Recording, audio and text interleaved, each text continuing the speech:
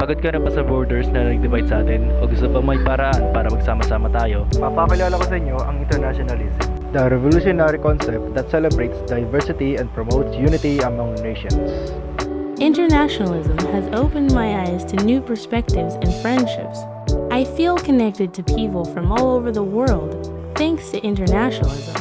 Pero teka, madami pa.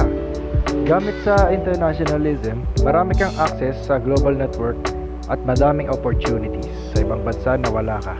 Imagine mo yung buong mundo na wala bang borders, kundi yung borders na yun ay bilang bridges instead na barriers, na kung saan ang mga corporation may ma-overcome ang conflict, tulad ng pagbibigay ng pagkain sa Africa.